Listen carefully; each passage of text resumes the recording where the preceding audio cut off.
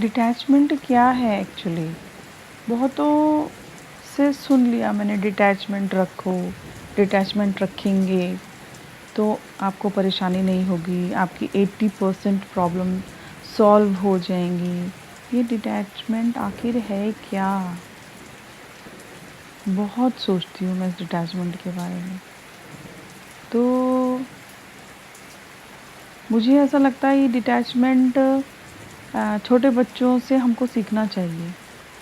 छोटे बच्चे कितने प्यारे होते हैं, उनके लिए उनकी माँ ही सारी दुनिया, सारा ब्रह्मांड होती है, उनकी अपनी माँ। लेकिन इस ब्रह्मांड को वो उस समय छोड़ देते हैं जब वो अपने दोस्तों के साथ घूमने के लिए जाते हैं, या मिलने के लिए जाते हैं, या नए एक्सपीरियंस गेन करने के लिए बाहर जाते हैं। तो ये तोड़ना नहीं हुआ, ना ही ये छोड़ना हुआ। ये हुआ कि दिल में है, लेकिन हम परेशान नहीं हैं।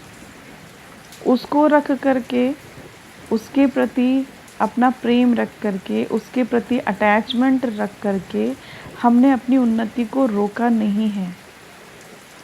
बच्चे, उनको भूख लगती है, कैसे दौड़े दौड़े आते हैं अपनी माँ के पास। छोटे छोटे बच्चों को देखा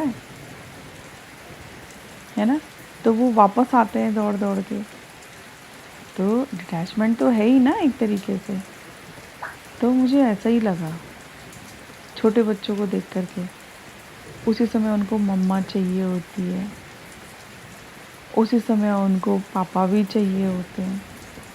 लेकिन जब भाई, बड़ा भाई या बड़ी दीदी आ जाए तो मम्मा पापा को भी छोड़ देते हैं, लेकिन घूम फिर के फिर मम्मा पापा के पास वापस जाते हैं, एक्सपीरियंस गेन कर करके। जब वो खेलने के लिए जाते हैं बाहर, दोस्तों में बिल्कुल मस्त हो जाते हैं।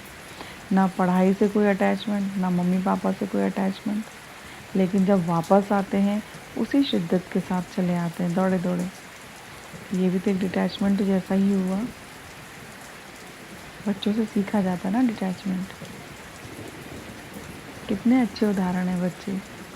दूसरा, मुझे ऐसा लगता है जब हम कभी किसी पार्टी में जा रहे होते हैं तो कितना तैयार हो करके हम पार्टी के लिए निकलते हैं, कितने गहनों से हम लदे हुए होते हैं। वो हल्के भी होते हैं, भारी भी होते हैं, लेकिन होते हमारे मन के मुताबिक ही है। तो जब हम जाते हैं पार्टीज़ में, खूब अच्छे से अपने आप को बन ठन के, सब हो जाता है, पार्टी ओवर हो जाती है। उसके बाद जब हम घर आते हैं तो घर आके हम सबसे पहले क्या बोलते हैं? यही डायलॉग तो बोलते हैं, सबसे ये सब रिमूव करके मैं आराम से पढ़ के लेटूंगा या लेटूंगी, या सबसे पहले हम एक कप चाय का पियेंगे।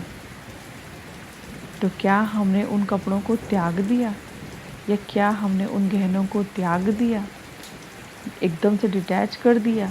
नहीं ना, वो अपनी जगह हैं, लेकिन उनका काम जहाँ पर है उनको वहीं पर ही काम में लेना है।